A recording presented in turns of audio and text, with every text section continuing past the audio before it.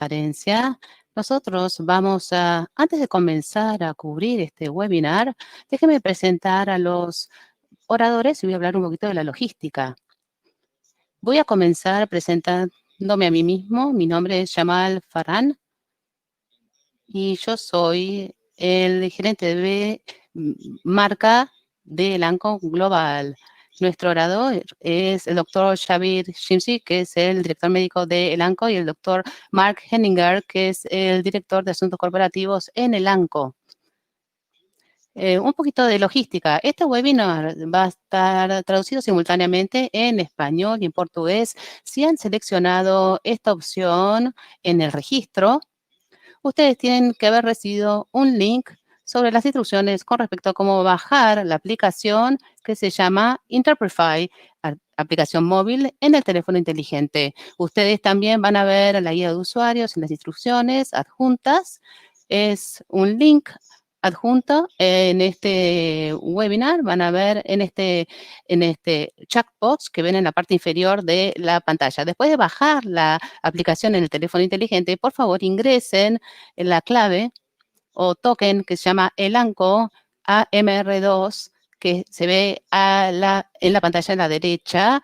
Asegúrense que tengan sus auriculados donde puedan escuchar el idioma seleccionado a través del teléfono inteligente y al mismo tiempo ustedes van a ver al orador y la presentación a través de la pantalla de la computadora.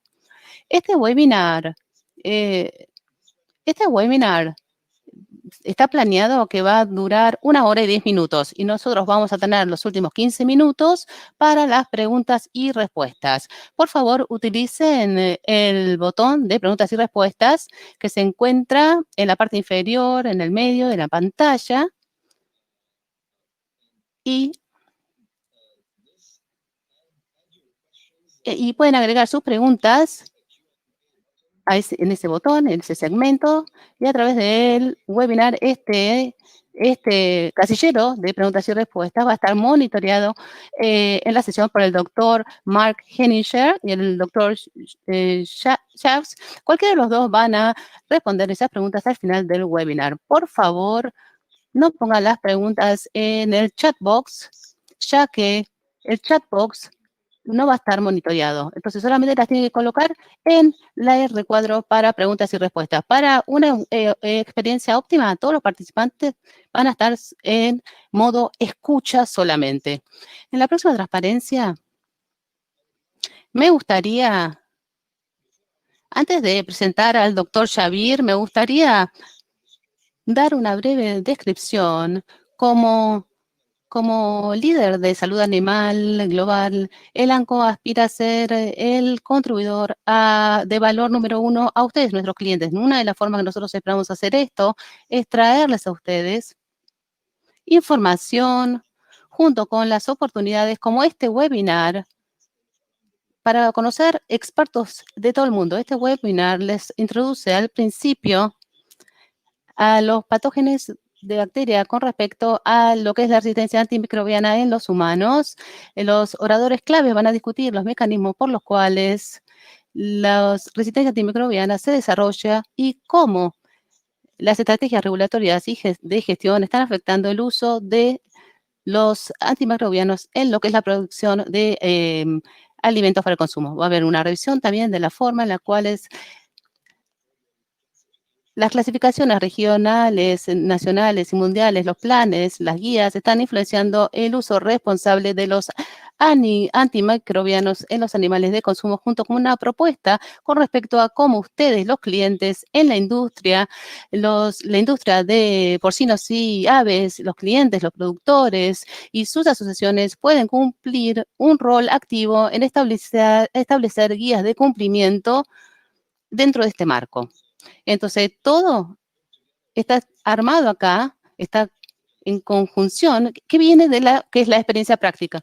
Ahora, es un gran placer para mí presentar nuestro primer orador del día de hoy, el doctor Shabir, que es el director médico de Elanco, con más de 160 documentos revisados por paros y conferencias, 2 libros y 9 capítulos de libros bajo su nombre.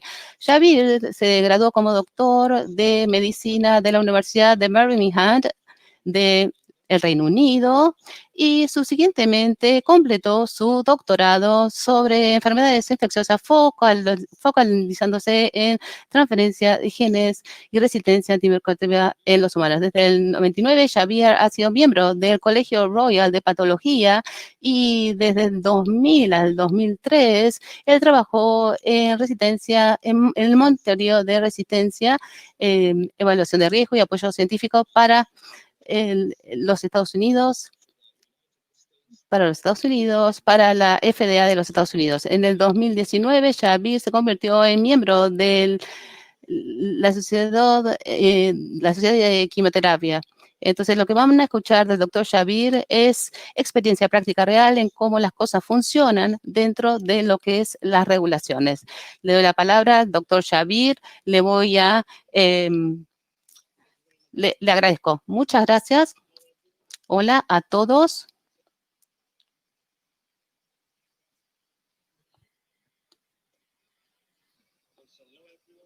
Hola a todos. Como Yamal dijo, la primera parte de esta presentación se va a referir a la resistencia antibiótica. Vamos a hablar de los patógenos de interés. Vamos a ver cómo nosotros monitoreamos la resistencia de antibióticos y cómo utilizamos estos datos para guiar las políticas realizando evaluación de riesgo. Entonces, simplemente para establecer un marco, la mayor parte de ustedes vieron estos artículos, como los que podemos ver en pantalla, donde ha habido preocupación de que el uso de antibióticos en la medicina veterinaria lleva al desarrollo de resistencia de antibióticos a la bacteria. Esta bacteria después va a la cadena alimenticia y la bacteria en sí misma genera infecciones en los humanos o se transfiere la resistencia a la bacteria en los humanos que después genera infecciones. En cualquier caso, estas infecciones necesitan intervención médica y el médico va a utilizar un antibiótico que lleva a la resistencia porque hubo un uso previo del antibiótico.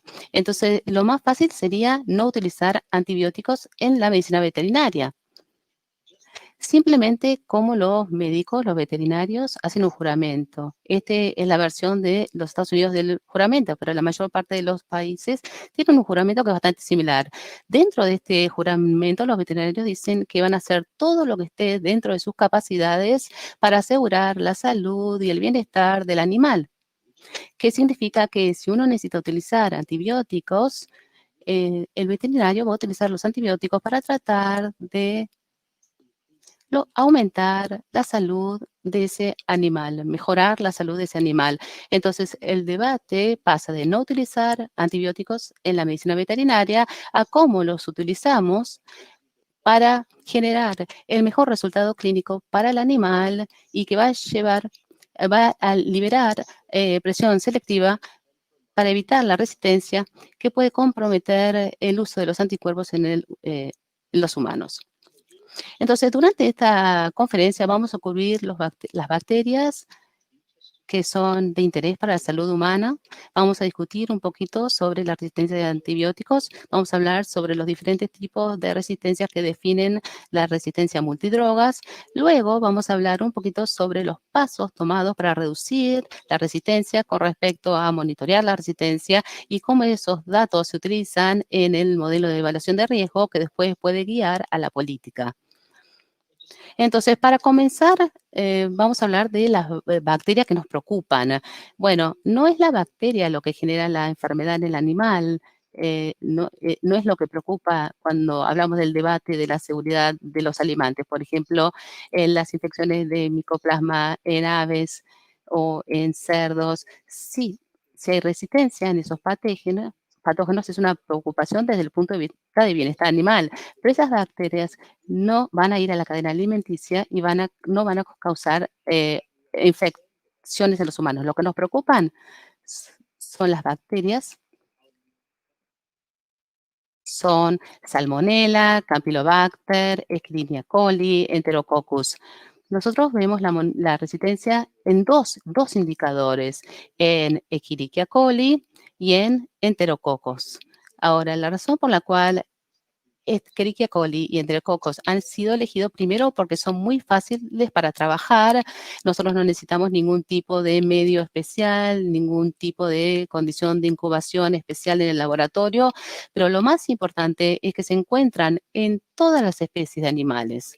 La otra razón por la cual son elegidas es porque el Escherichia coli es el indicador de bacteria gram negativa. De la misma manera, Enterococo se elige porque es el indicador para bacteria gram positiva. Entonces, cualquier tipo de resistencia que se va a encontrar en Escherichia coli, podemos suponer que es una buena representación de que bacteria gram negativa en ese animal probablemente va a estar. Entonces, de la misma manera, cualquier tipo de resistencia en enterococos es un buen indicador de lo que puede estar presentado en la bacteria gram positiva.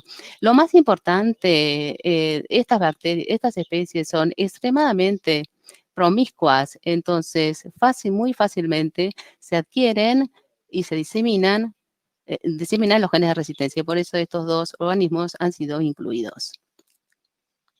Simplemente para cubrir darles algunos detalles. Comenzamos con Salmonella, es un patógeno gram negativo, genera un gran nivel de morbilidad, es decir, la gente que tiene una infección con salmonella va a tener diarrea, vómitos, tal vez 2, 3, 4 días fuera del trabajo, pero van a volver a la salud normal. En muy número pequeño de casos vemos mortalidad. Ahora, los pacientes que sí mueren, generalmente los muy jóvenes son los muy mayores o los inmunocomprometidos, por ejemplo, pacientes con HIV que tienen quimioterapia y generalmente estos pacientes no necesariamente es la salmonela la que mata al paciente, sino que más bien es uno de los factores contribuyentes al paciente que ya está bastante débil. Entonces, típicamente nosotros no trataríamos los patógenos de los alimentos con antibióticos porque no sabemos si es un E. coli que produce toxina o no. Y lo último que nosotros queremos hacer es administrar un antibiótico al paciente que va a liberar más toxinas y va a hacer que la enfermedad del paciente se empeore. Sin embargo, si es una infección de salmonella y tenemos que otorgar un antibiótico, típicamente vamos a ir con una fluoroquinolona o con una cefalosporina de tercera generación. Vemos resistencia a multidrogas en salmonella y en un ratito vamos a hablar de esto justamente. Cuando hablamos de Campylobacter, es una imagen bastante similar con respecto a la enfermedad, al prognosis de la enfermedad, la patología. Es una bacteria gram negativa, vemos un muy alto nivel de morbilidad, cierta mortalidad, nuevamente la mortalidad dentro del mismo grupo etario, los muy jóvenes, los muy mayores y los inmunocomprometidos. Ahora, una vez más, nosotros típicamente no vamos a tratar al paciente con un antibiótico, generalmente haríamos rehidratación, pero si tenemos que darle un antibiótico, si no está el diagnóstico, tenemos que comenzar con los fluoroquinolonas, pero una vez que se diagnostica como Campylobacter, generalmente el tratamiento se cambia a los macrólidos. Hoy no hemos visto resistencia multidroga para el Campylobacter. Esto no significa que esto tal vez no suceda en el futuro, pero hay una gran posibilidad de que veamos en el futuro resistencia multidroga, pero en este momento no lo hemos visto todavía. Entonces, estas son las bacterias que nos preocupan realmente: Salmonella, Campylobacter, Escherichia coli y Enterococcus. Nosotros hablamos un poquito sobre los antibióticos y la resistencia a los antibióticos. Entonces, en el sentido más estricto, nosotros tenemos los antimicrobianos y los antibióticos. Antimicrobiales es muy amplio y significa cualquier sustancia que tiene una actividad, una dosis terapéutica contra la bacteria, los virus, los hongos y los parásitos. Un subgrupo de los antimicrobianos son los antibióticos. Los antibióticos a dosis terapéuticas tienen una actividad contra la bacteria. Ahora, los términos generalmente se utilizan mucho en la comunidad y la gente generalmente llama a los antibióticos antimicrobiales también, pero los antibióticos y antimicrobias son 2 moléculas muy diferentes con respecto a la terminología. Entonces, esto es lo que nosotros hablábamos. Nosotros tenemos los antibacteriales, que son antibióticos, tenemos los antivirales, tenemos los antimicóticos, que actúan sobre las diferentes enfermedades, y los antiparasitarios. Dentro de estos tenemos el antiprotozol y también vamos a tener moléculas como los anticoxidales, narcin, selinomacin, todos están bajo lo que son los antiparasitarios. Entonces, cuando hablamos de la resistencia, la gente generalmente piensa que la resistencia solamente ha evolucionado en los últimos 100 años, desde el descubrimiento de la penicilina, que en realidad no es así. Esto es un estudio que se realizó en el 2011, donde los autores cavaron en el suelo, en Alaska, y utilizaron el fechado por carbono como para fechar el suelo, para ver hasta dónde podían llegar en la antigüedad, y llegaron a 30.000 años atrás. Entonces, estamos hablando de 29.900 años antes del descubrimiento de la penicilina. Y recuperaron bacterias de este suelo, y lo interesante es encontraron genes de resistencia en esas bacterias a los glicopéptidos, como vincomicina, a penicilina, a tetracyclina.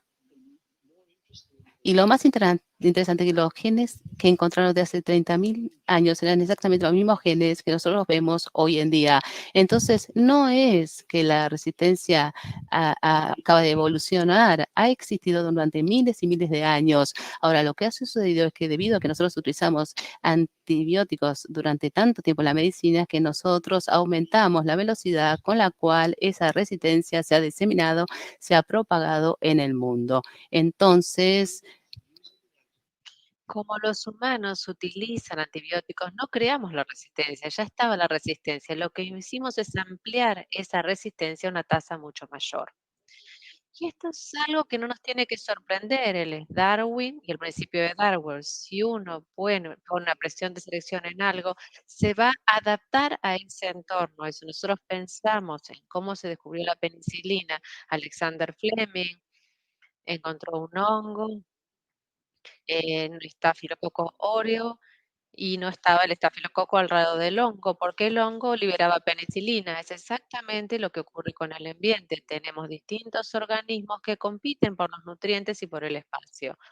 Ahora, para darles a algunos organismos una ventaja selectiva, se secretan antibióticos, antimicrobianos al ambiente. Entonces uno tiene los virus que generan antivirus, los hongos se generan antimicóticos. Entonces, todos los otros organismos tienen que competir por el espacio también. Y si hay un antiviral, un antibacteriano, van a evolucionar, van a transformarse en más resistentes. Entonces, esto es algo que no nos debe sorprender. Algo que la gente siempre, con lo que la gente siempre se confunde es la resistencia intrínseca versus la adquirida. Cuando hablamos de la resistencia intrínseca, en realidad esta no es una resistencia desarrollada, es una resistencia que es parte de las bacterias desde el inicio de los tiempos. Entonces, si tomamos la Escherichia coli, por ejemplo, tiene una doble pared, la penicilina no puede penetrar esa pared. Entonces, naturalmente, la Escherichia coli va a ser resistente a la penicilina y esto se denomina resistencia intrínseca. No es una resistencia que se ha desarrollado por el uso de un antibiótico. Esa resistencia siempre ha estado allí como parte de la constitución de la bacteria. Cuando hablamos de la resistencia real, hay mecanismos reales por los cuales las bacterias se hacen resistentes. El primero es la bacteria genera una mutación en el ADN. Entonces tenemos una bacteria, este es el ADN de la bacteria, realiza una mutación en el ADN que produce una proteína a la cual el antibiótico no se fija. Entonces, el antibiótico no puede tener efecto sobre la bacteria. Se trata de una forma muy estable de desarrollar una resistencia. Una vez que muta el cromosoma, no vuelve a su secuencia de ADN original. Sin embargo, también es un proceso lento de diseminar la resistencia, porque esa resistencia solamente se disemina cuando esa bacteria se replica. Entonces, cuando se replica esta bacteria, ambos hijos van a tener esa mutación. Otra forma en la que la bacteria se puede hacer resistente es a través de la adquisición de una sección externa de ADN. Aquí es donde tenemos el cromosoma, aquí tenemos una sección externa de ADN que la bacteria adquiere del medio exterior. Ahora, en el contexto de esta presentación estamos hablando de resistencia, entonces esta sección externa de ADN va a tener un marcador de resistencia, pero esta sección externa de ADN tiene otras ventajas para la bacteria. Puede tener enzimas que lo ayuden a tener una utilización mínima de la tolerancia a los metales pesados, tolerancia a la luz ultravioleta, tienen todo tipo de ventajas para las bacterias. Entonces, la bacteria va a intentar mantener esas secciones externas de ADN. Una vez que una bacteria tenga esa sección externa de ADN, ese ADN ya sea se puede replicar cuando se replica la bacteria, o sea, pasan de la célula original hasta las dos células duplicadas, pero más importante, esta parte externa de ADN puede autorreplicarse e iniciar la transferencia de una bacteria a la otra. Entonces, si uno tiene una bacteria que tiene esa resistencia, ese ADN con resistencia, y tenemos una bacteria cercana que no tiene esa resistencia, esta parte externa del ADN o plásmido puede autorreplicarse haciéndose una copia de sí mismo e iniciar una transferencia de una bacteria a la otra. Entonces ahora tenemos dos bacterias con este gen de resistencia y esto se va diseminando de bacteria a bacteria. Es una manera muy rápida de diseminar la resistencia en una población bacteriana. Entonces, en vez de esperar que la bacteria se divida, se disemina el gen de la resistencia a otras bacterias en los alrededores. Esto nos lleva a la multidroga resistencia. O sea, ¿qué queremos decir cuando hablamos de la multidroga resistencia?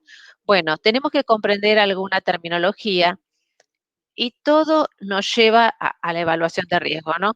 Pero algunos de los términos que tenemos que entender es la resistencia cruzada, la coselección y la corresistencia. Cuando hablamos de resistencia cruzada, en el sentido más estricto, la resistencia cruzada significa la resistencia a un antibiótico en la clase que le da resistencia a otros antibióticos dentro de la misma clase. O sea, por ejemplo, si hablamos de los aminoglucósidos, tenemos 11 aminoglucósidos diferentes, tenemos más de 60 mecanismos de resistencia a los aminoglucósidos. Entonces, un mecanismo de resistencia puede ser resistente solamente a la gentamicina, otro puede ser resistencia a la gentamicina y a la canamicina, otro le puede dar resistencia a la gentamicina y a todos los otros aminoglucósidos. Entonces, esto quiere decir la resistencia cruzada en sentido estricto. Ahora, cuando hablamos de coselección, es un poquito más complicado esto. La coselección significa que uno tiene genes de resistencia múltiple, todos partes de un cassette regulatorio. O sea, si miramos el ADN tiene miles y miles de genes. Esa célula, la célula humana, bacteriana, lo que sea, esa célula traduce constantemente ese ADN a proteína y hay tanta proteína en la célula que la célula se rompe. Entonces los genes se encienden cuando es necesario y se apagan cuando no son necesarios. Entonces siempre tenemos una secuencia de inicio que le dice a la enzima cuando hay que encender al gen y una de apagado que le dice que tiene que apagarse. Entonces aquí tenemos la resistencia a ampicilina, a clomafenicol, a streptomicina y a tetraciclina. Digamos, supongo que uno quiere mantener la tetraciclina. Entonces ese cerdo tiene salmonela que tiene este ADN móvil con estos genes de resistencia. Las bacterias de la salmonela va a querer encender el gen de resistencia de tetraciclina, pero la secuencia de encendido está al comienzo del gen ampicilina. Entonces uno enciende la resistencia a todos estos otros antibióticos antes de que la enzima pase a la codificación de apagado. Entonces, uno pierde todos estos genes o no. Otro mecanismo es la corresistencia. La corresistencia es similar a la coselección. Tenemos múltiples genes de resistencia juntos, pero cada uno de ellos tiene su secuencia de encendido y apagado. Entonces uno no enciende todos los genes conjuntamente y si los genes no se utilizan, la bacteria puede perder ese gen. Entonces con la coselección uno elige todos los genes que va a utilizar, con la corresistencia uno puede seleccionar cuál gen se queda en la bacteria y cuál la bacteria puede eliminar. Entonces, cuando hablamos de multidroga resistencia, aquí tenemos 3 definiciones que utilizo. Y también se utilizan en la parte humana y en la veterinaria. Tenemos la multidroga resistencia, significa la resistencia a 3 o más clases de antibióticos. Si tenemos resistencia a la aminociclina, la oxiciclina, la tetraciclina, esa es la resistencia a 3 antibióticos, pero es una clase de las tetraciclinas. Entonces, esto es multidroga resistencia. Si uno tiene resistencia a la penicilina, tetraciclina, esos son 3 clases diferentes, ahí se trata de multidroga resistencia. Cuando hablamos de resistencia extensiva, digamos que una bacteria es susceptible a 10 anticuerpos, pero ahora se transforma resistente a 8 o 9 anticuerpos. O sea, quiere decir que una bacteria es extensivamente drogoresistente. Si esa bacteria es resistente a todas las drogas a las que es susceptible, bueno, esa bacteria es pandrogoresistente. Ahora vemos las que son multidroga resistentes, vamos a hablar también las con resistencia extensiva y todavía no vamos a ver las de pan resistencia y en los humanos solamente lo vemos, por ejemplo, a la tuberculosis, que es pandroga resistente. Bueno, ¿cuáles son los pasos que hemos tomado para resolver este problema? Bueno, en la OMS han publicado guías, estos planes de acciones. No son documentos vinculantes, son guías. La OMS no tiene un marco legal. Sin embargo, la intención es que los organismos nacionales redacten sus propias planes de acción de anticuerpos y que sean vinculantes y que el país actúe en consecuencia. Mark va a hablar mucho más de este tema en la próxima presentación. Todos los planes de acción nacionales tienen 4 puntos. 1, la formulación de las guías a nivel nacional, el establecimiento de un programa de monitoreo de resistencia armonizado, establecimiento de programas de uso de antibióticos y cualquier tipo de toma de decisiones o políticas nacionales tienen que basarse en el contexto de un modelo de evaluación de riesgo y vamos a hablar más al respecto. Bueno, esta es una linda cita de Lord Kelvin. Si no se puede medir, no se puede mejorar. Ustedes saben que tienen un problema antes de tratar de resolverlo. Y ahí es donde entra el monitoreo de la resistencia antimicrobiana. Le da a uno una indicación de dónde comenzar. Aquí tenemos algunos ejemplos de programas de monitoreo de resistencia antimicrobiana. El DANMAP es de Dinamarca, que se estableció en el año 2014. Tenemos ejemplos de los Países Bajos, uno de los Estados Unidos y uno de Canadá. Entonces, hay muchos países que ya tienen programas de monitoreo de resistencia antibiótica. Y bueno, de esto se trata. Este es un ejemplo hipotético de Europa. Y ustedes, aquí tienen los programas nacionales, tiene que ver con el país de origen, especie animal, ganado, vacuno, aviar, porcino, les da el porcino, la porcentaje de distribución, y después hay un desglose de datos, SIM 9, SIM 15, el porcentaje de resistencia. Bueno, esto le indica si la resistencia aumenta o disminuye, pero no le dice específicamente cuál es la incidencia en la salud humana. Le indica si hay resistencia o no hay resistencia. Y aquí es donde ingresa el concepto de evaluación de riesgo. La piedra angular de la evaluación de riesgo es el monitoreo de la resistencia de los antibióticos. Uno hace el monitoreo, colocan los datos en la matriz de evaluación de riesgo. Si la evaluación de riesgo le dice que tiene un problema, usted tiene que hacer gestión de riesgo. ¿Cómo sabe si las políticas de gestión de riesgo son las adecuadas? Uno continúa haciendo monitoreo de evaluación de resistencia y si la resistencia baja, la política es la correcta. Si la resistencia sigue aumentando, bueno, la política es la incorrecta y va a tener que volver a evaluarla. Entonces, hay 3 pasos para un proceso de evaluación de riesgo: liberación, exposición y consecuencias. Liberación significa, está uno utilizando un antibiótico y este es el que produce resistencia en las 4 bacterias de interés, la Salmonella, E. coli, Campylobacter. Si es así, quiere decir que los ejemplos vienen de los campos de faena y uno tiene que seguir buscando las mismas bacterias. Si ve resistencia a la droga que se utiliza a nivel de granja, tiene que ver cuáles son las consecuencias. Las consecuencias es la incidencia en la salud humana de esas bacterias que producen infección en los humanos. Estos humanos necesitaron antibióticos y esos humanos no se pusieron bien con el tratamiento de antibióticos porque se había utilizado el antibiótico a nivel de producción, lo que produce coselección, corresistencia o resistencia cruzada. Ahí es donde ingresa el uso de esta terminología que vimos antes. Vamos a ver algunos ejemplos.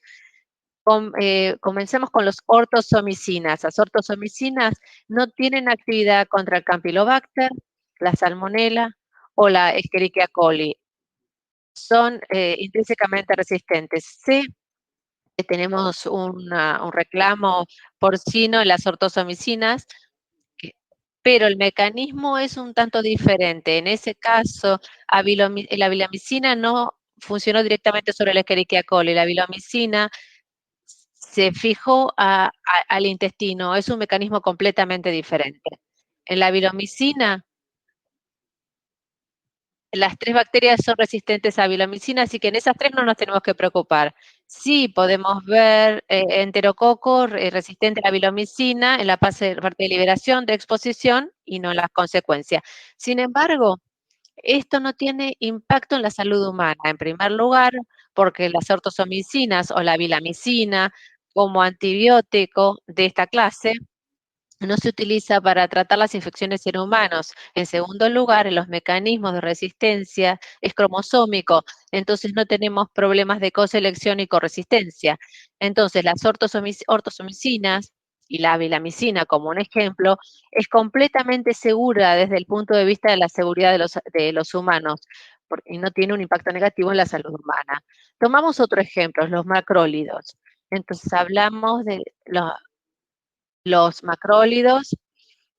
No hay actividad contra la Salmonella y la Escherichia coli, pero sí contra el Campylobacter y el enterococo. Estos son susceptibles naturalmente y sí encontramos Campylobacter en la fase de liberación y la fase de exposición. También encontramos infecciones humanas de Campylobacter y enterococos que son resistentes a los macrólidos. Entonces, ahora tenemos que establecer cuánto de ese riesgo proviene del uso veterinario de los macrólidos. Entonces, esta es la evaluación de riesgo que se hizo en el año 2004. El modelo se sigue cumpliendo, lo seguimos utilizando todos los años y el resultado de esta evaluación de riesgo sigue siendo la misma. Tengan en cuenta que se trata de una evaluación de riesgo para los Estados Unidos. Entonces, esta cifra se aplica a los Estados Unidos. Y esto es lo Y que aquí nosotros vimos. Nos vamos a focalizar en los porcinos porque son los que tienen los números más altos. Los otros animales tienen números más bajos. Lo que vemos acá es si ustedes están utilizando un macrólido como para tratar a las aves. Ese macrólido está utilizando resistencia en Campylobacter o enterococos. Entonces, esta sería la fase de liberación. Nosotros vemos enterococos y Campylobacter en la fase de exposición. Vemos también humanos que se contagian con Campylobacter o enterococo en los Estados Unidos. Se están tan enfermos que el médico los trata con un macrólido y el paciente no responde al tratamiento. No se mueren, simplemente no responden. Entonces, ¿qué pasaría? Es que si el paciente tiene Campylobacter, diarrea, vómito, el médico le da un macrólido, no responden, entonces 18 horas, 24 horas después, el médico cambia la droga, utiliza una droga diferente y la infección ya se resuelve. En los Estados Unidos, esto es menos de 1 en cada 14 millones de personas por año. Entonces, dada la población de hoy, esto estamos hablando de 22 personas por año. Para enterococos, el número es menos de 1 en 3.000 millones, es decir, un caso cada 10 años. Ahora, cuando uno hace una evaluación de riesgo, uno nunca va a tener un número cero. Todo tiene un riesgo. Ustedes se levantan en la mañana, salen de la cama, se pueden tropezar, se toman una ducha, se pueden dormir, van por la escalera, se pueden tropezar. Siempre existe ese riesgo que puede suceder. No va a pasar, pero siempre está el riesgo. Entonces, el número nunca va a ser cero.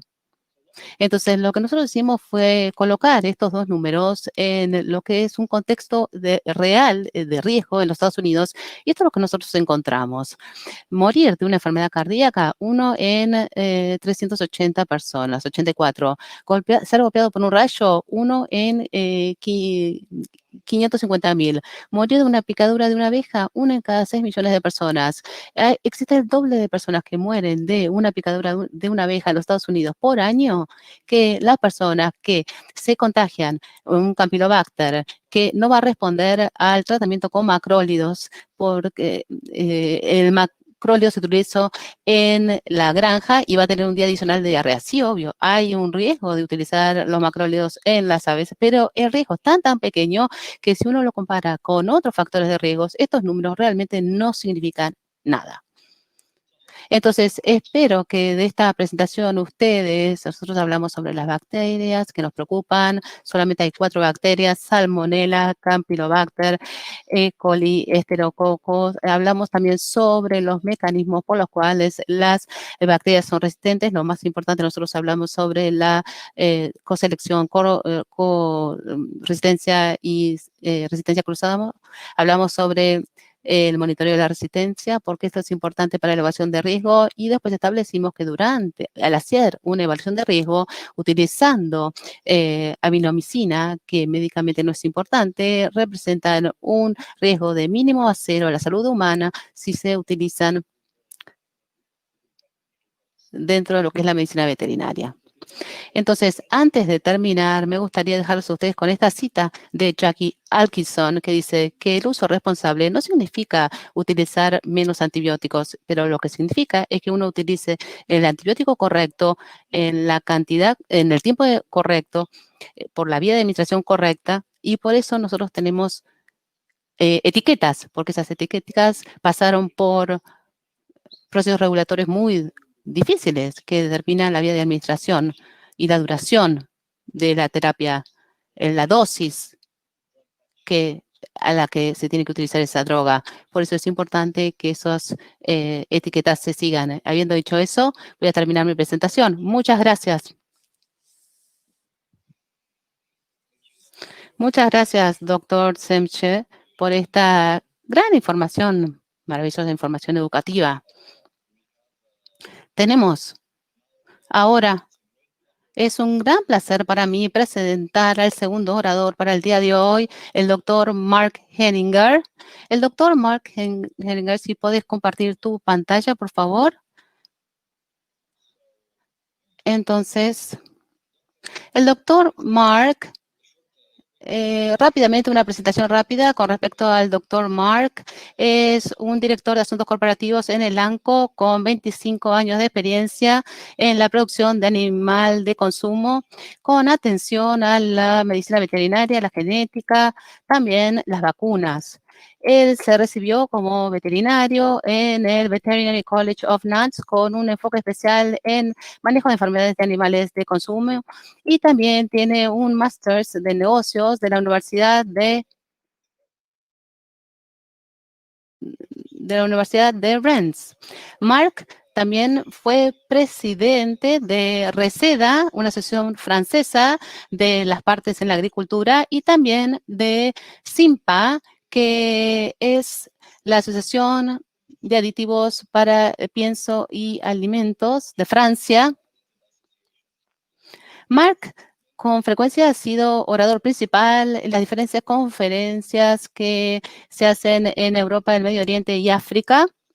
Y también Mark tiene, sus áreas principales de interés son resistencia antimicrobiana.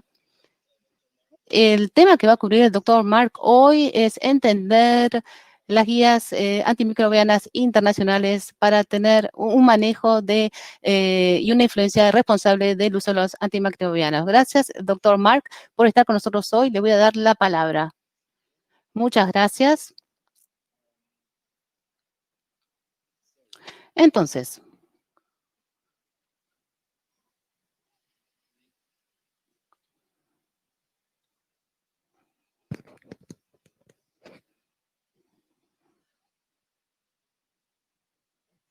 muy bien. Bueno, muy bien. La segunda parte del webinar les voy a mostrar cuál es la acción global para luchar contra la resistencia y también las recomendaciones de la OIE y el Plan de Acción Nacional. Entonces, primero, déjenme hablar las personas principales.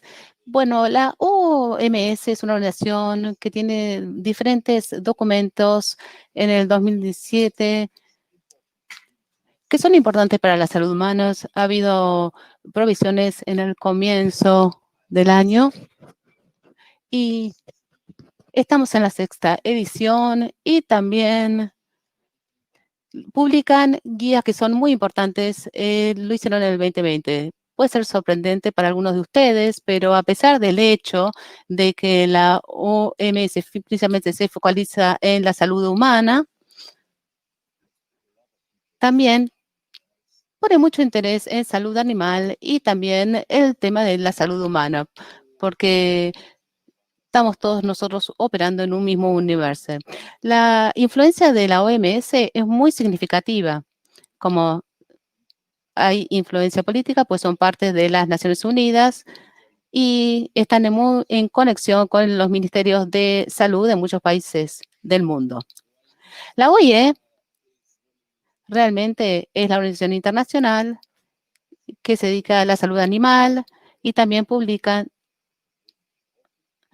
temas de cuestiones de antimicrobianas, pero todo lo que tiene que ver con salud animal. Las guías entonces, la perspectiva de la OIE es totalmente diferente con respecto a lo que es la salud humana. Aún si la OIE también nos da a nosotros herramientas para el uso responsable de la salud animal, porque nosotros todos estamos utilizando los antimicrobiales para los animales y también eso puede influenciar el aspecto humano. La influencia de la OIE es muy importante en los países donde los servicios veterinarios están desarrollados, pero aún donde los servicios veterinarios no están muy desarrollados, la OIE también trabaja con el Ministerio de Salud como para influenciar los procesos de establecer los planes nacionales. Y finalmente, pero no por eso menos importante, que no es una organización internacional, pero es parte de todo el panorama, son la cadena de alimenticia, las compañías grandes, porque tratan, eh, ellos tienen mucho que ver con todo esto, quieren mostrarle a sus consumidores que están actuando, que están activos, y como tales, la mayor parte de los tiempos tienden a tomar en cuenta las guías de la OMS, que son vistas como más globales. Entonces, bueno, ¿qué es lo que dice la OMS? Desde el 2000, hay un plan de acción global y ellos ayudan a los ministerios de salud de los diferentes países en todo el mundo como para construir planes de acción nacional. La mayor parte de las veces el Ministerio de Agricultura también está en cuenta. Toman en cuenta las guías de la OIE, los productores, las asociaciones de veterinarios, también en los aportes de las ONGs, de la OMS también, y dependiendo Es decir, puede tener dos escenarios. Un escenario es que si uno es un país con muchas capacidades, en ese caso uno puede hacer su propia evaluación de riesgo, y ahora les voy a, como explicó Shabs. Entonces, ahí va a haber un plan de acción nacional que va a estar de acuerdo a las necesidades del país, ¿no? Para la salud humana y veterinaria, es decir, va a haber guías locales y las regulaciones nacionales van a ser realísticas y van a ayudar a mejorar el control de la resistencia antimicrobiana. Y al mismo tiempo, nosotros no vamos a estar privados de tener herramientas importantes para cuidar la salud de los animales. En otros casos, tenemos recursos limitados, ¿no? Para monitoreo de la resistencia, para evaluación de riesgo, y por lo tanto, el riesgo es tener lo que yo llamo un plan de acción nacional solo humano, es decir, donde estar bajo el Ministerio es decir, de salud. Entonces, a veces puede haber el riesgo de tomar la categorización de la OMS y también hacer copiar y pegar de esas guías. Yo les voy a mostrar esas guías y vamos a ver que pueden ser realmente un dolor de cabeza, ¿no? Si uno no tiene las guías nacionales. Y también en algunos casos también los países van y buscan la reglamentación europea, la reglamentación japonesa o de otros países y dicen, bueno, tal vez allí hay vida más allá de la OMS. Y tratan de mitigar un poquito la forma que manejan las guías teniendo en cuenta las experiencias en otros países. Entonces, mientras que es importante, esta categorización es importante porque estas guías internacionales vamos a estar en una buena posición. Es bueno saberlas porque uno puede discutir en su propio país qué es lo que está ocurriendo en el mundo y saber qué está pasando en nuestro país. Uno tiene que actuar y usted tiene que ser parte de estos. Entonces, es importante tener algo realista a nivel país. Entonces, bueno, les voy a explicar ahora un poquito la categorización, las guías y después vamos a terminar con lo que es el manejo de los antimicrobiales.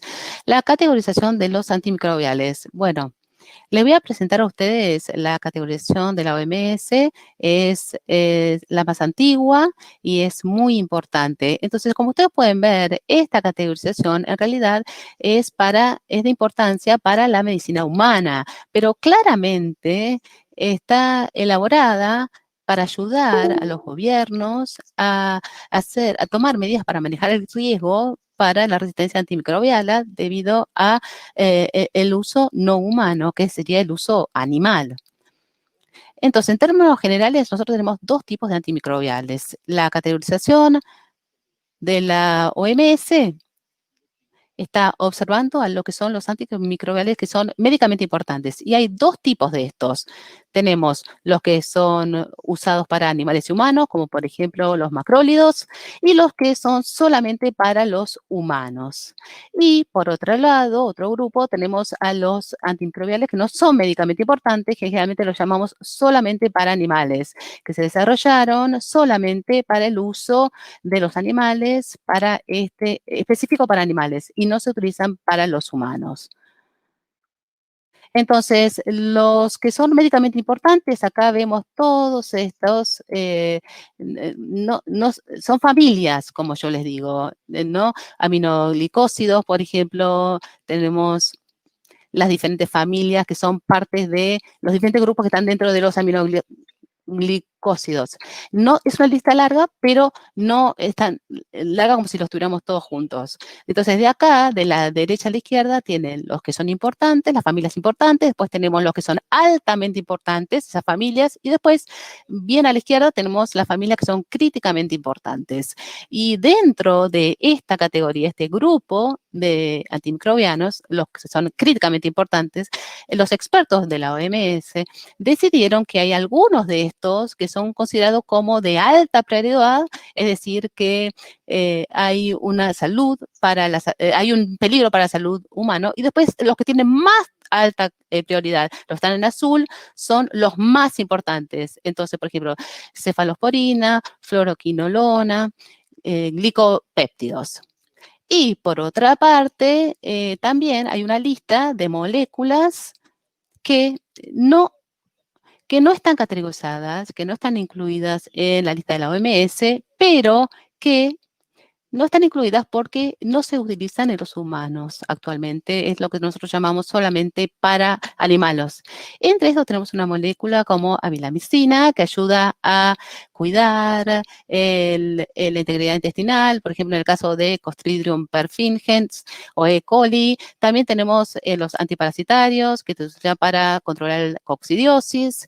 Y todas estas moléculas son muy importantes porque solamente están relacionadas al uso antimicrobiano en la medicina, y entonces al utilizar estas moléculas ayuda a reducir el uso de lo que son las antimicrobiales médicamente importantes. Entonces, no son categorizadas como importantes, como la OMS, entonces son parte de la solución para luchar contra la resistencia en animales y en humanos.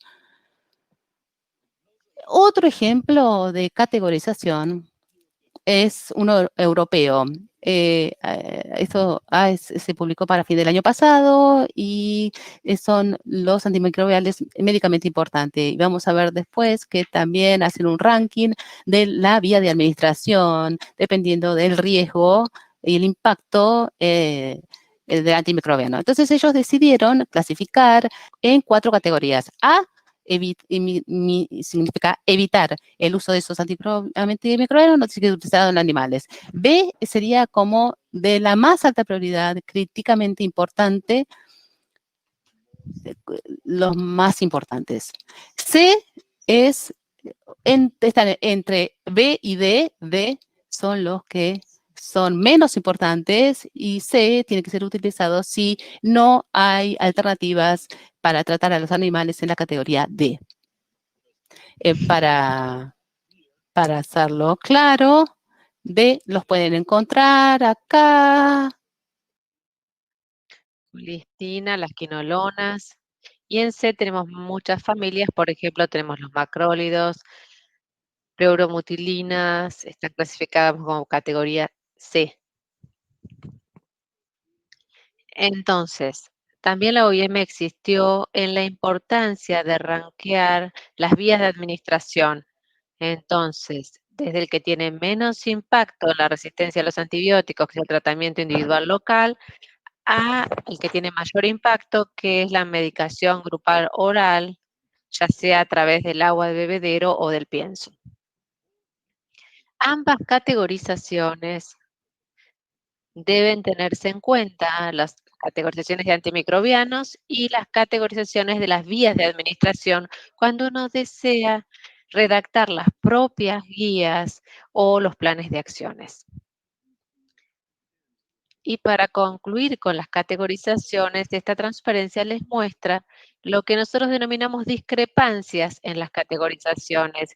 Generalmente, a ver, no es que sean discrepancias, porque las categorizaciones de las familias de moléculas no es lo mismo desde el punto de vista de la OMC, de la Agencia de Medicina Europea, de Francia y de Japón. ¿Por qué? No porque la gente no esté de acuerdo, simplemente porque la gente realiza su propio análisis del riesgo. Entonces, la evaluación del riesgo, como las áreas geográficas no son las mismas, los países no son los mismos y las conclusiones no son las mismas. Como ejemplo, podemos ver que las polimixinas, colistina, considerada muy importante para la OMS, para la Agencia Europea, y Francia, que está en Europa, no se clasifica como la más importante. ¿Por qué? Porque hace su propia evaluación de riesgo basándose en el monitoreo de resistencia antimicrobiana en Francia y considera que el riesgo no es tan alto de la utilización de la colistina como la de otras moléculas, como los macrólidos. Entonces, Francia es parte de Europa, pero no consideró o no comparte la misma evaluación de riesgo, por lo tanto, no llega a las mismas conclusiones. Y esto es importante y esto les demuestra que si un país decide aplicar las categorías de la categorización de la OMS y dice, mi país lo aplica de esta manera, puede ser así. Ahora, vayamos a analizar las pautas o las guías de la OMS. En primer lugar, las definiciones. Los antimicrobianos pueden utilizarse de dos maneras dependiendo de los países y la autorización de los productos y las reglamentaciones. Uno es como promotores de crecimiento, o sea, para mejorar el aumento de peso y la relación con el rinde, y uso terapéutico para prevención, profilaxis, control y tratamiento. Prevención quiere decir se utiliza para que los animales que tengan señales clínicas de enfermedad se los suministra, el control para controlar la diseminación de la enfermedad y el tratamiento, queda claro a todos, es si los animales están enfermos, necesitan recibir tratamiento. Estas definiciones son muy importantes para lo que vamos a ver ahora, porque las pautas de la OMS son muy restrictivas, porque para algunas personas no tenemos que utilizar los antimicrobianos para la salud animal. Entonces redactan estas guías para ayudarnos o orientarnos en cómo debemos utilizar los antimicrobianos para los animales de consumo. Lo importante es todos los antimicrobianos que son importantes para la salud médica, para la salud humana debemos detener el uso y ni siquiera utilizarlos para prevención de las enfermedades infecciosas en animales. Para las que son de importancia crítica, o sea, las que están en la tabla que les mostré, no deben utilizarse para el control de o metafilaxis de las enfermedades infecciosas, y los que son de alta prioridad e importancia crítica no deben utilizarse ni siquiera para el tratamiento de los animales que se utilizan para producción de alimentos. Para que quede claro, observemos esta tabla.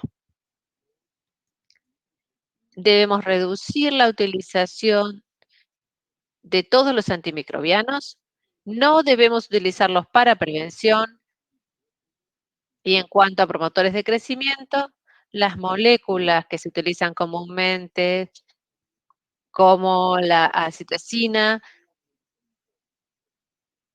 y los que son de importancia médica, no deben utilizarse para promoción de crecimiento. Si uno quiere control y metafilaxis, ve que la columna de la izquierda desaparece.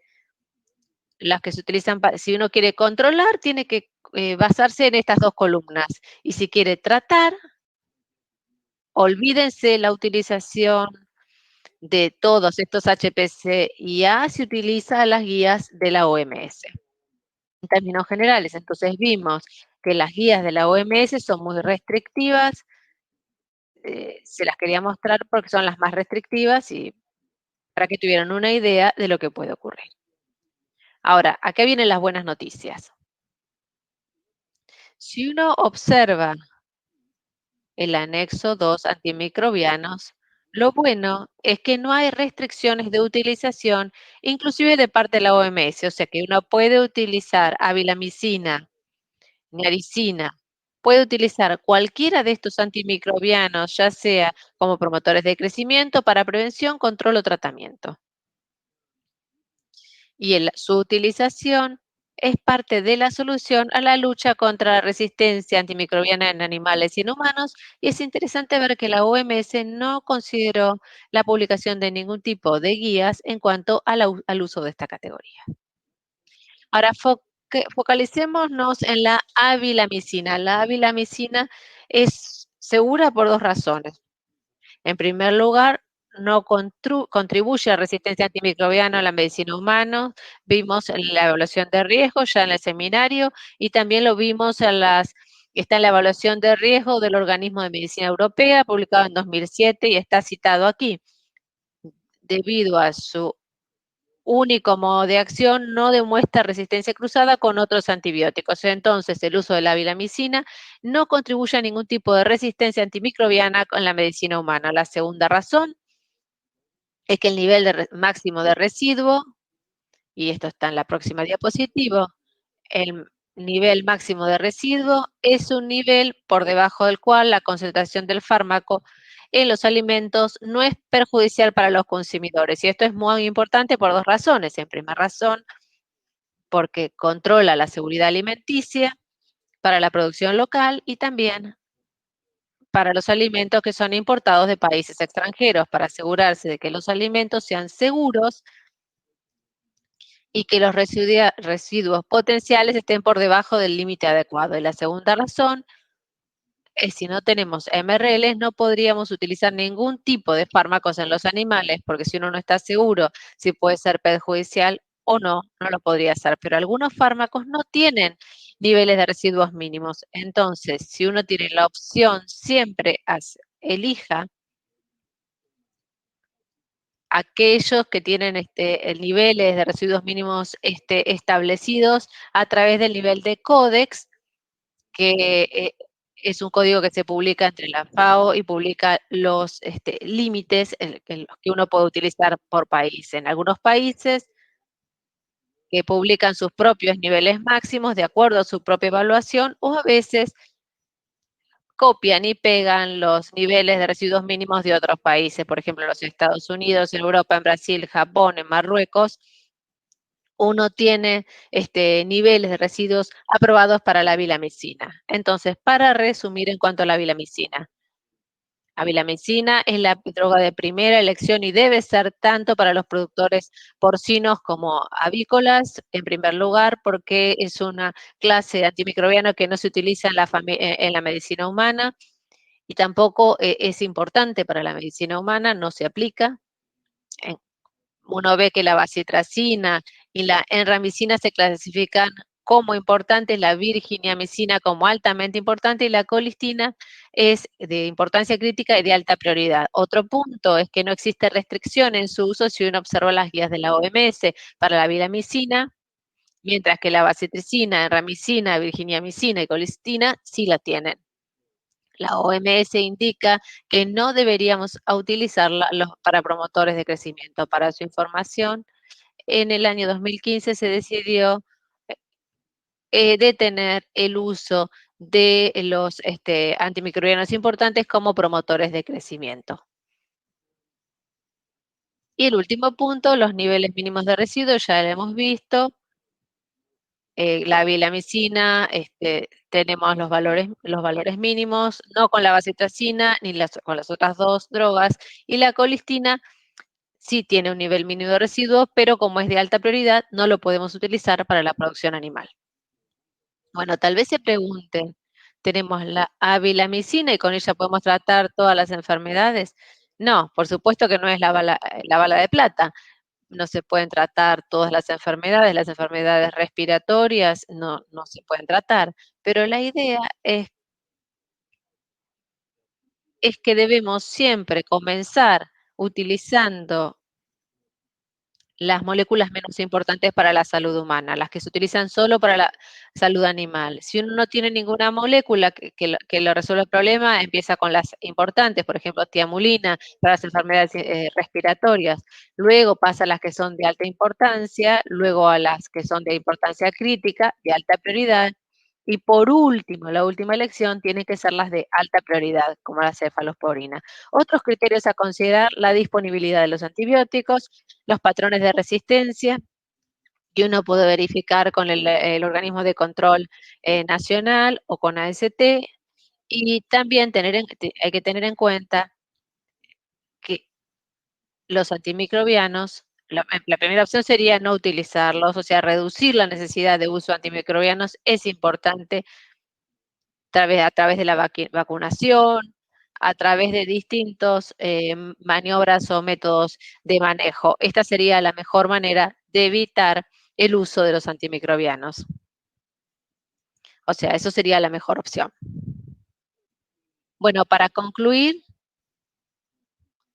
querría transmitir dos mensajes importantes. Me parece que cualquier empresa avícola o porcina tiene que establecer sus propias guías como productores, como asociaciones de productores a nivel país, como veterinarios, debe establecer esas guías propias. También deben participar activamente, proactivamente en las cadenas alimentarias, con los foros con los gobiernos, para poder establecer la categorización de antimicrobianos que calcen con su propia realidad. Esto es extremadamente importante. Y también las guías deben ser un mix de lo que dice la OMS y también de lo que sea compatible con las especificidades de vuestro país, para que uno pueda tener una solución para el manejo de las aves y los cerdos en su país. Bueno, para resumir, y esta es mi última diapositiva, la resistencia antimicrobiana es un tema clave y real y tenemos que tomar todas las medidas posibles para evitar este riesgo para la salud humana y la salud animal. Las guías de uso responsables deben siempre tener en cuenta tanto la categorización global como la local. Y recuerden, los macrólidos, por ejemplo, en Francia se categorizan como de alta prioridad, de importancia crítica por la OMS, pero no en Japón, en Alemania, en Alemania y otros países no se clasifica de esa manera. O sea, significa que sí son importantes, pero no de alta prioridad.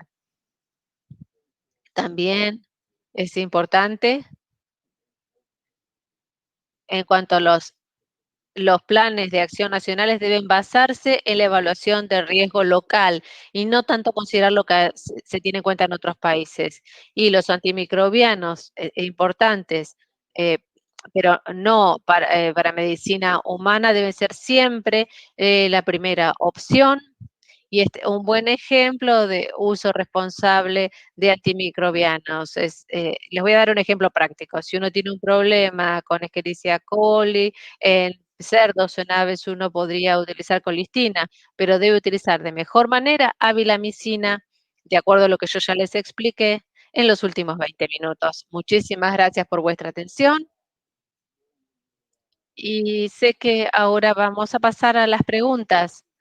No estoy seguro si vamos a tener tiempo para responder a todas las preguntas, pero si tenemos vuestro correo electrónico, después de la sesión podríamos respondérselas. Y ahora pasamos a las preguntas.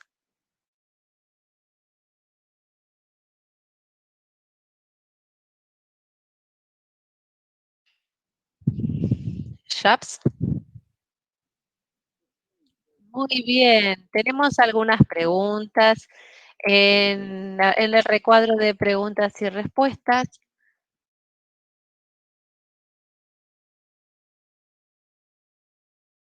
Voy a comenzar así descansas, Mark. Hay algunas preguntas que voy a intentar responder.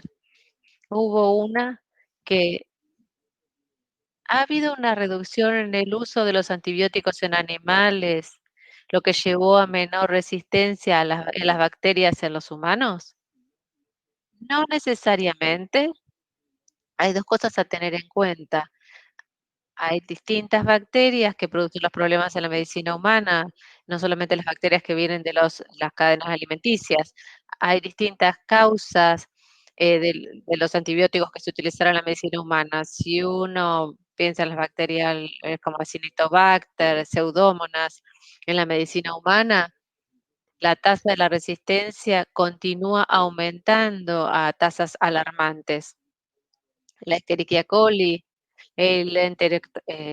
enterococos, sí, aumentaron la resistencia en los humanos, pero esas bacterias no se rastrean como que tuvieran origen en los animales de consumo.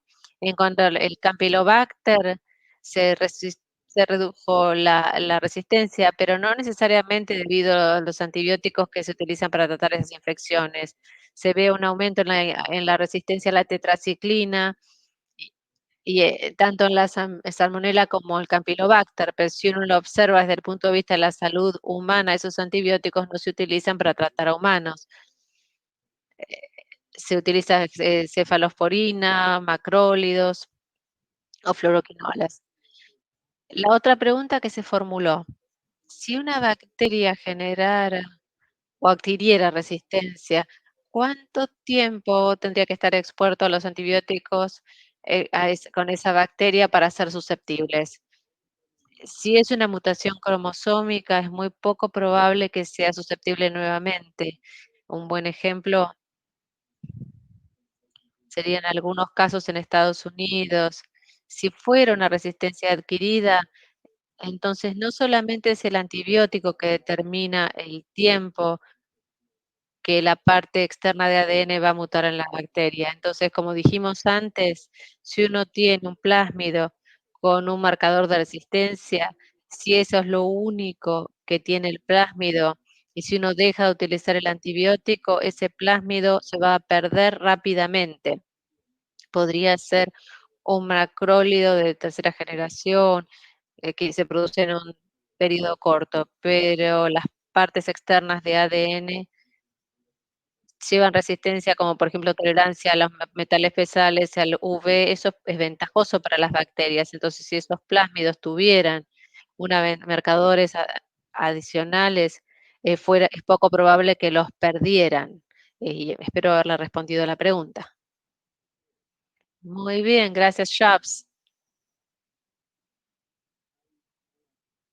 Tengo una pregunta interesante acá. ¿Por qué se afecta el uso en los humanos? Ionóforos.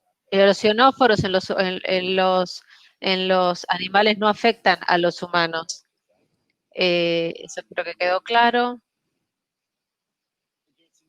Una pregunta interesante también, la reducción del uso de los antibióticos en los animales generan menor resistencia de esas bacterias en los humanos. Esto es muy importante porque todo lo que hacemos en la salud animal lo hacemos intentando reducir el uso para reducir la resistencia antimicrobiana en los humanos.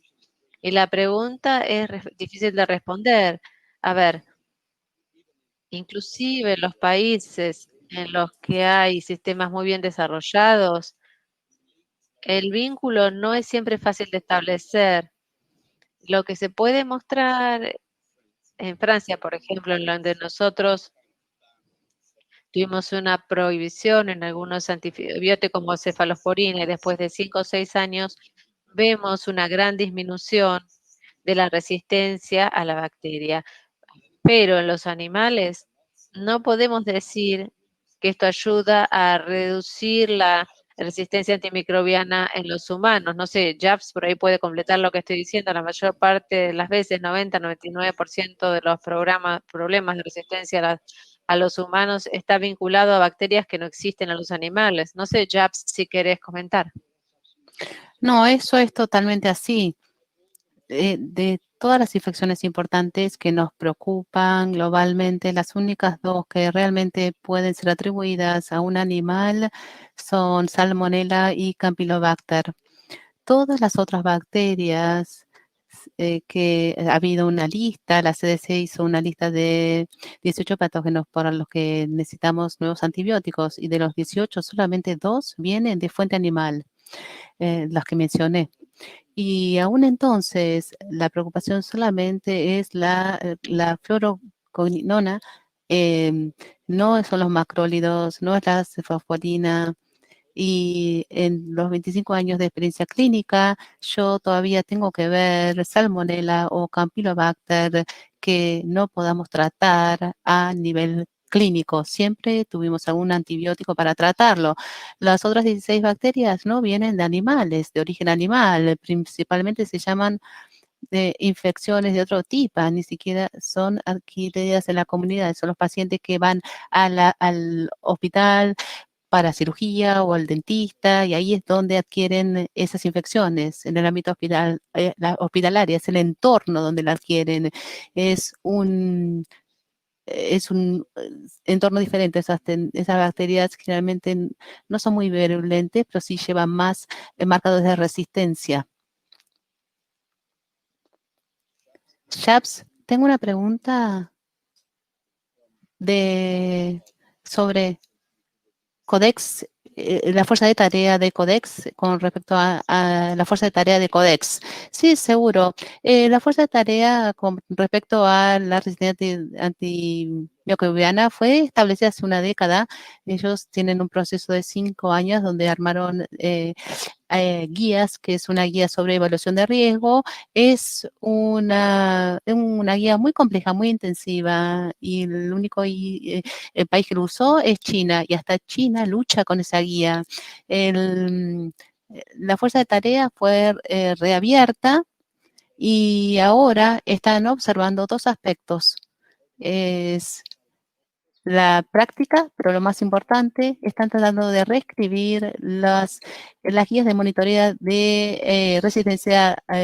Parece haber mucha confusión a nivel de códex en este momento, la competencia, entre las competencias entre los diferentes países con respecto a cuáles están, si están los procedimientos correctos. Entonces, nosotros sospechamos que esas guías probablemente, en vez de completarlas en 5 años, les va a llevar un poquito más tiempo antes de que haya algún tipo de resolución. Ahora, la fuerza de tarea está luchando con tratar de armonizar un mecanismo de vigilancia, uso y monitoreo, guías de monitoreo. Gracias, Chaps. Y una pregunta para vos.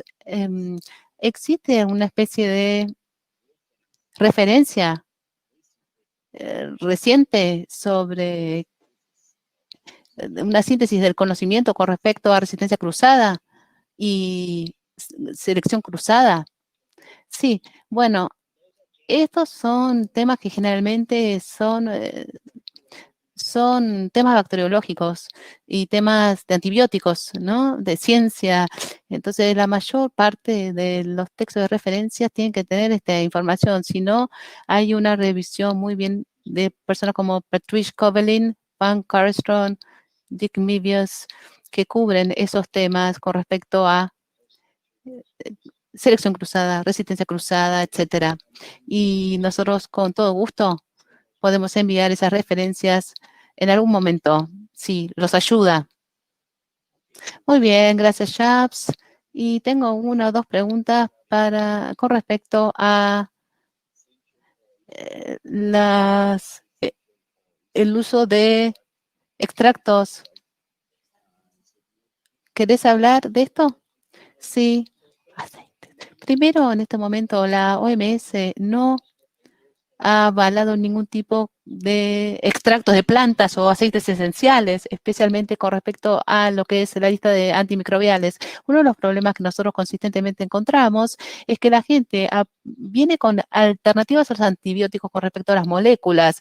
No están murando enzimas o vacunas, estamos hablando específicamente de moléculas que van a clasificar como alternativas a un antibiótico. El problema es que mientras que una molécula tiene actividad directa sobre la bacteria con la célula bacteriana, o hay una concentración, un radiante de concentración que lleva a la muerte de la bacteria, cuando la agencia regulatoria lo clasifica como antibiótico, antimicrobio, si los aceites esenciales, si tienen un impacto directo en la bacteria, potencialmente van a ser considerados un antibiótico. Entonces, si miramos, por ejemplo, la miel, tiene propiedades antimicrobiales. Técnicamente eso puede ser clasificado como un antibiótico. Si yo puedo agregar sobre este punto es que cuando uno tiene actividades, cuando uno comienza a matar la bacteria, uno puede esperar tener cierta resistencia. Eso simplemente es lo natural. Y nosotros tenemos algunos buenos ejemplos de moléculas que no son antibióticos o no son antibacteriales, como 5-oxide. Después de 5 años en el mercado europeo comenzamos a ver resistencia y decidieron emitir la autorización en el mercado en Europa debido a esto. Entonces, supuestamente no era un antimicrobiano, no genera resistencia, pero en definitiva sí lo generó resistencia. Chaps, ¿tenemos alguna otra pregunta? Tengo una última pregunta acá, lo puedo tomar a no ser que vos quieras hablar de otra cosa. ¿Podría explicar la acción de los anticuerpos antibióticos como preventivos cuando no sabemos el tipo de bacteria que nos está desafiando? Y de esta forma de uso, ¿cómo eso impacta la duración general del desarrollo de la resistencia? ¿Querés que yo tome esta pregunta? Sí. Bueno, tomo entonces. Bueno, para comenzar, yo creo que hay mucha confusión entre prevención y promoción del crecimiento. En el sentido más estricto, cuando nosotros hablamos de promoción del crecimiento, eso significa una dosis baja del antibiótico, ¿no? Un subterapeuta terapéutica durante el periodo total o un periodo extendido de la vida del animal. Eso tiene el potencial de seleccionar las primeras mutaciones, las bacterias que no son totalmente resistentes, pero tienen un MIC elevado, los pueden seleccionar. Cuando hablamos de prevención, la prevención significa una dosis terapéutica durante un periodo de tiempo definido, 7, 14, 21 días. No lo estamos utilizando en un periodo extendido o toda la duración de la vida del animal. Y el otro punto es que la prevención solamente tiene que ser utilizado cuando hay una buena razón. Entonces, si nosotros estamos hablando de control de enfermedad, por ejemplo, uno está hablando de animales con signos clínicos que se mezclan con supuestamente animales saludables que tal vez tengan un patógeno o que tal vez tengan alguna infección subclínica. Cuando estamos hablando de uso preventivo, significa un animal sin una infección subclínica, sin patógeno, pero el animal está en un periodo donde es probable que adquiere una infección. Y esto se basa de acuerdo a la experiencia del veterinario o del productor o del grupo de los animales. Muy bien, yo para la última pregunta voy a responderla que está en francés, en mi idioma, entonces creo que es para mí un comentario de un participante que dice que durante los últimos años parece haber mucho enfoque en el uso de antimicrobianos en los sectores animales y tal vez hay veterinarios, los productores son responsables de todo lo malo que tiene que ver con la resistencia antimicrobiana. Eso se cree, ¿no? Puede ser, pero lo que yo te puedo decir es que hay esperanza para ustedes, porque yo les digo que en Francia, la experiencia francesa nos muestra que nosotros todos seremos vistos como responsables de la resistencia antimicrobiana. Nosotros actuamos, es decir, las autoridades, las compañías, los productores, los veterinarios, y después de 15 años, nosotros, la medicina humana, nos mira a nosotros y dice, bueno, nuestros problemas con la resistencia antimicrobiana no vienen de los animales. Ellos hicieron grandes esfuerzos, ellos publicaron mucha información, saben lo que hacen, monitorean lo que hacen, pueden compartir esos datos sobre el uso de antimicrobianos y resistencia antimicrobiana y nosotros no podemos hacer lo mismo, dicen los médicos. Entonces ahora tenemos que hacernos cargo también de lo que es la resistencia antimicrobiana en los humanos, en la práctica humana. Y ahí es donde nosotros estamos, pero durante algún tiempo realmente nosotros estuvimos en el blanco de las acusaciones, pero ahora estamos un poquito mejor en la posición que tenemos. Entonces puede haber cierta esperanza. Y tal vez yo debo decir que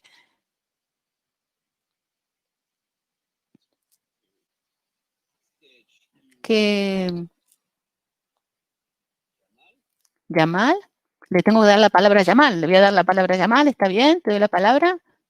Sí, gracias. Muy bien, entonces déjeme agradecer a nuestros oradores por las presentaciones de hoy. Me gustaría también agradecer a ustedes, a los clientes, a los asistentes por las grandes, maravillosas preguntas y gracias por estar con nosotros en el día de hoy. Realmente lo lamentamos y no podemos tomar todo el tiempo como para responder a todas las preguntas, para responder a todas esas preguntas que nos dieron. Nosotros vamos a guardar las preguntas que quedaron, si quedaron, y vamos a abordar esas preguntas con el ANCO a través de nuestro contacto con el ANCO y filiales para abordar esas preguntas, responderlas o a través de nuestros socios en el canal para hacer un seguimiento. Para más preguntas, ustedes pueden enviarlo a este email que ven ahora en pantalla, faran-jamal, @elanco.com. Hay un link con una encuesta que se les va a enviar a ustedes después de este webinar, lo van a ver en la pantalla y nos encantaría tener su feedback que va a ser utilizado como para continuar, mejorar la oferta para ustedes. Nosotros grabamos este webinar y el link se les va a enviar si ustedes quieren revisar el material o compartir ese material dentro de su red. Muchas gracias por estar con nosotros en el día de hoy y que tengan un resto del día maravilloso. Adiós.